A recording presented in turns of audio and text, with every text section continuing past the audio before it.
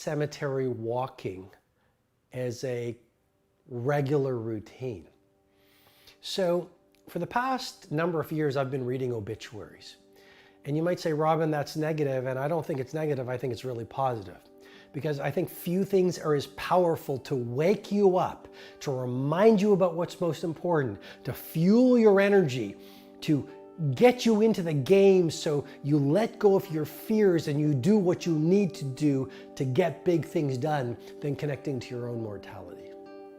When you realize that every single day could be your last, or when you appreciate that no matter how long you live, life is a short ride, you just sort of let go of the fears and you let go of the limits and you live full on and you seize opportunities and you have real conversations with real people and you sort of wear your heart on your sleeve and you bring on the fullness of your authenticity and you do whatever it takes to get your loftiest dreams to get done. And so I read these obituaries and it reminds me about what life is all about. And relatively recently, I've started walking in cemeteries. I was in Mauritius a little while ago. It's, I don't know if you've been to Mauritius, but it's this paradise on earth. It's this tiny island about 4 hours off the coast of Cape Town.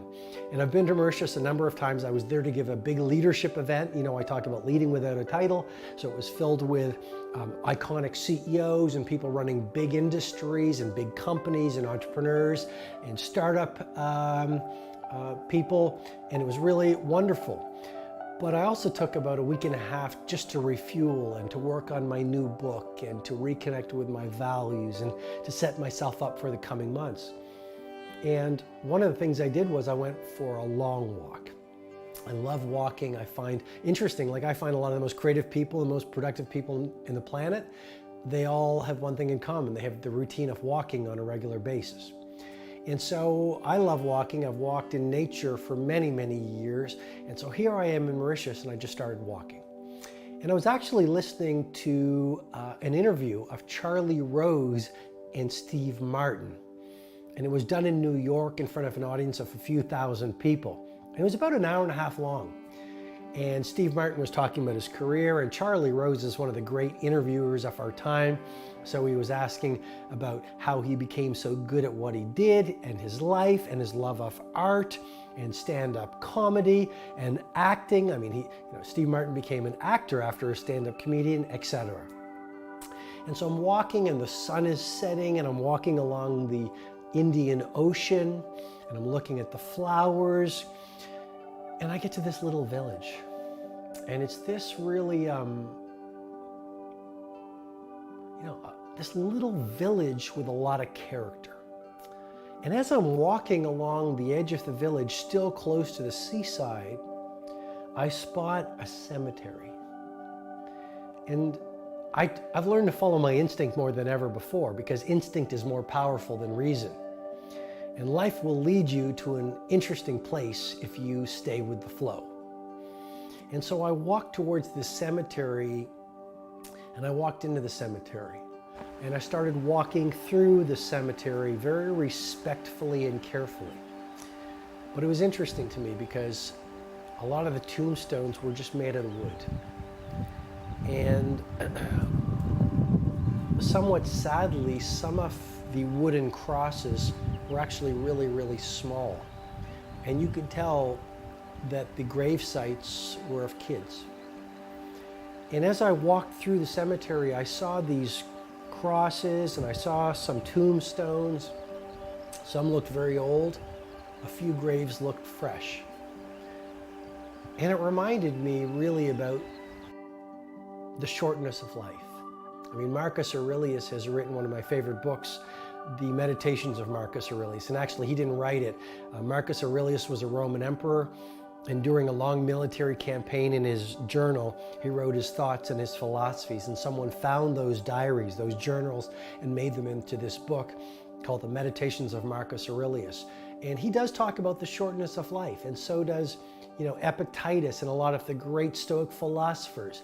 And being in this cemetery and walking through it with great delicacy, it reminded me how short life is.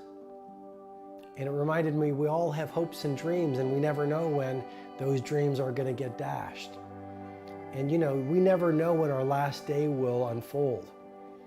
Some people will wake up tomorrow morning, they'll get in their car, you know, they'll take a shower, they'll have their coffee, they'll say goodbye to their loved ones, and that will be the last day that their loved ones will ever see them.